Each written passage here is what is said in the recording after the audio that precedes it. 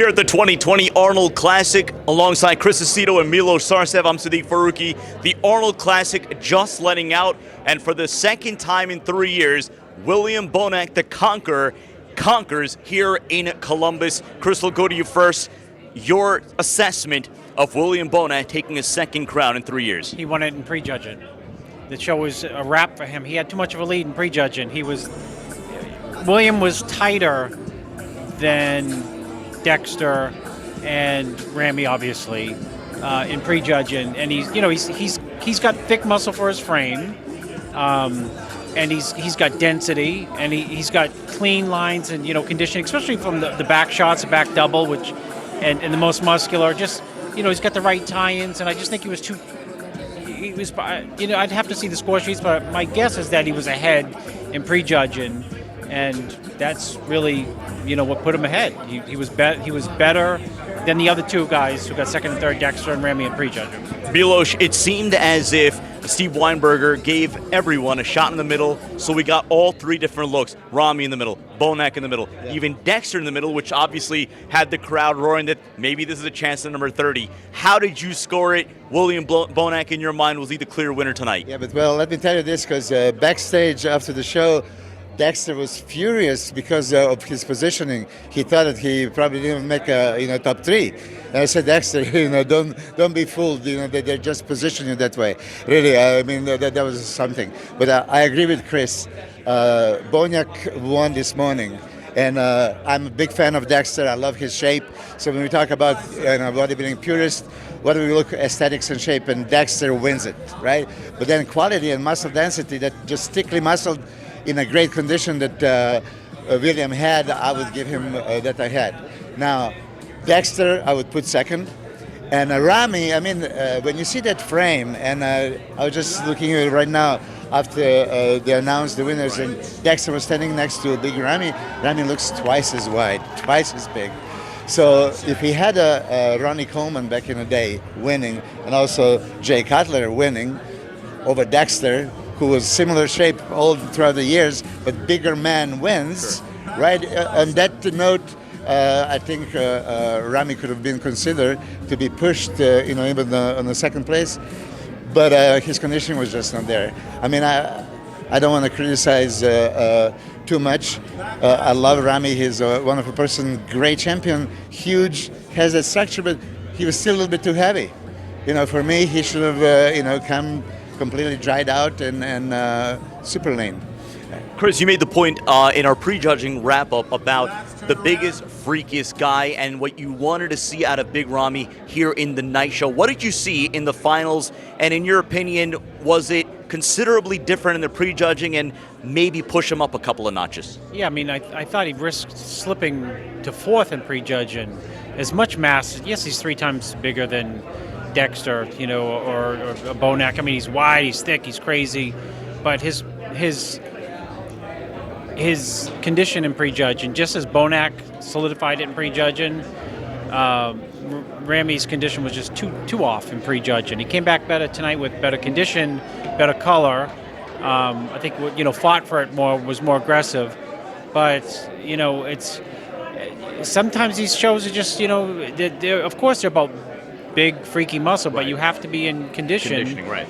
And it wasn't there in prejudging. It was better tonight, but it just wasn't there. And he got exposed to some degree with Dexter's condition, with Bonac's condition.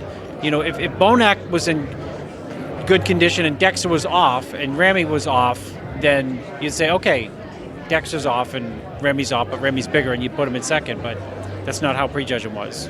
Milos, I want to go to you because the talk of this show coming in was Big Ramy. Obviously, he'd been away from the stage for a year. He dealt with injuries. So there was a fascination as far as what Big Ramy was going to bring, and then obviously revealing a couple of days ago, that he's working with Chad Nichols. So the expectation was that we were going to see something perhaps that we hadn't seen before. In general, what look do you need to see out of Big Ramy in order for him to take that next step in his overall progression? As you know, I did an interview with Dave for RXMuscle like 5 days ago about that subject. And I said exactly the same thing that we've been talking about all the time. Ramy has all the sizes in the world, all the width, and has that aesthetics. He had that V-taper with a flat, deep abs, so it's wonderful, right? And legs that you can just dream of. But that conditioning. So we all know, everybody knows, conditioning should be number one, and then everything else. And in classic physique, they did that. Steve, who was phenomenal, but he was out of not conditioned, they put him third, and rightfully so. So I would always, put conditioning on the first place, then shape, right? And shape-wise, I think that Dexter is my favorite. That he has that beautiful V-taper and round muscle bellies, just aesthetically pleasing look. And then balance, upper body, lower body. So this is what I was talking about earlier at Olympia, that maybe Miss Olympia, Brandon Curry, didn't have that balance between upper body and lower body. Now, Ramy has balance, has a freaky legs, and has a freaky upper body to go along with it. His posing was not very well. I'm sure that you guys know this last spread from behind. I don't know what he was doing, so he didn't spread out. It was not polished, and I think that also cost him. But should bigger, better man beat a smaller man? Probably. Always since Arnold and Colombo, it was always that bigger man wins. And I wanted to go to that next because for the first time they had the award for most muscular named after Franco Colombo, and you could tell the emotion that was coursing through Arnold when he was talking about obviously losing his friend. But then it was interesting because Big Ramy was awarded that award, and you could tell it was an emotional moment for him as well. He talked about how that time away from the stage, he realized how much the camaraderie he had with his fellow competitors was on that stage. Talk to us about what you took as a bodybuilding lifer from that moment. At the end of the day, all the competitors, they may talk smack and be highly competitive. Everyone gets along. Everyone loves Ramy, and everyone likes. People get along at this level, this high level of competition. Everyone wants to win.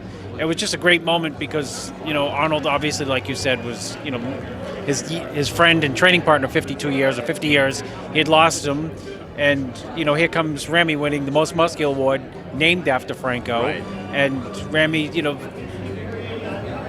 I already said, I miss bodybuilding so much. I miss the friendship and the camaraderie.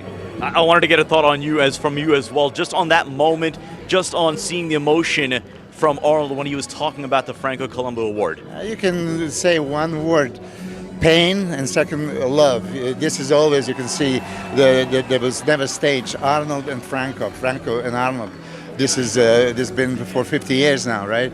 So all of us are very especially connected to both of them. Losing Franco was horrible, and that was a special moment. I salute Arnold for doing this, and I'm sure that Big Ramy is going to cherish this victory and the first ever Franco Award. It was funny because then the other special award went to Sergio Oliva Jr., the Ed Corney Award for Best Poser. Now, we had him on RXMuscle a couple of weeks ago, and he laughed when Dave asked him about the prospects of him winning that award. He laughed and said, it's going to be the easiest $10,000 that I ever win.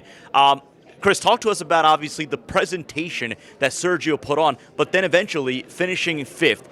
Fair placing? I think when I had him fourth. Steve Kukla looked tremendous. And it's improved a lot. And what happened, I thought Sergio would beat him in prejudging, but they never compared him. They didn't compare him at all. It was the four, who was 1, 2, 3, 4. And then Sergio tonight they put right next to Steve, and I thought beat him on most shots. I wanted to get a thought on you as well on that, because when we talk about Sergio Oliva, and I remember the point that Dave Palumbo made during the 2017 New York Pro and Sergio won, or was it 2016? 17. And during prejudging, I remember his exact words that Sergio Oliva Jr. brings this excitement to the stage that bodybuilding has been sorely lacking. What were your impressions of what you saw out of Sergio Oliva from that perspective, but then also what he brought physique-wise this evening? He brings passion in it. You can feel every pose. Yeah. It's not like posing. It's like expressing your feelings. I get the goosebumps just thinking about it. He told me that before it's going to be the easiest $10,000 that he's going to make, and it was obvious. There was no contest. And I salute him for saying he wants to, raise the bar up. as a Terrence. Yeah, you mentioned Terrence Ruffin, right? Terrence Ruffin, yeah, who's a spectacular poser. It should be judged. I talk about this symmetry, muscularity, and posing around used to be judged in the 80s and 90s, and I think this is lacking.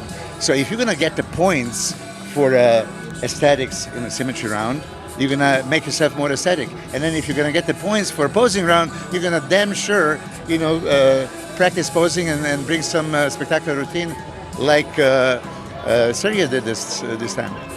I know both of you have to run. You both have busy schedules, so let's get one last thought. Just to round out the top six, Sergio coming in 5th, and then Cedric McMillan in 6th place. Gentlemen, your 2 biggest takeaways from what we saw this evening here at the Arnold Classic. The biggest takeaway for me was the camaraderie of the event. We take it for granted. Arnold puts on this massive show. It got canceled, right? And the hardcore people came out tonight. The camaraderie in terms of fantastic speech by Arnold about Franco, and then amazingly, Ramy gets the award, and and he has just an emotional moment with regards to how much he's missed the sport. Right. And then Arnold had another emotional moment when he gave the award to Sergio Oliva Jr. for Best Poser, and he said 50 years ago, Talk about his father. I was competing, you know what I mean? And you could tell, his admiration for his father and all these things. So it just, everyone comes here to win, but it was a good weekend. We get the coronavirus, so we can't even have the trade show and stuff, but think how bad it could be or whatever. We're going to have to bleep that out, by the way, because YouTube's been demonetizing anything with mention of that word. We'll bleep it out. Then we have the... Anyhow, it was a good weekend. It puts a lot of things into perspective. Milos? Well, I would. I don't want to repeat what Chris said. Beside this too, I think last Arnold Classic for Dexter Jackson, this emotional, scene that we all see. I mean, I cried. I was trying to tape, and then I get myself during crying. that standing ovation. Yes, I mean, standing ovation, and you can see that Dexter was really touched by all that stuff. So. This is the most memorable moment for me. I'll never forget it. And then, I would say for this takeaway, I was maybe criticizing William Bonac after the Olympia, right? And I said that I would put the Hadi ahead of him, and then I said structurally he didn't have that width, and he made a believer out of me, this morning when I saw him. Like, wow, you still, can ignore this much quality, and when he hits the poses, I mean, it's something else, right? So I think that he established himself again as a front runner at the Mr. Olympia contest coming up, and I just want to congratulate him. Here he is, So I really, think that he was spectacular and that he is Olympia potential. So that's going to do it for our coverage of the 2020 Arnold Classic, again powered by Chemical Warfare. Chemical Warfare now live in the United States. If you look at our the description below, RXMuscle 20 for 20% off, chemical-warfare.com. For our cameraman, Angel Sedio, for helping us out, for Chris Aceto and Milos Sarcev, I'm Siddique Farooqi for RXMuscle.com.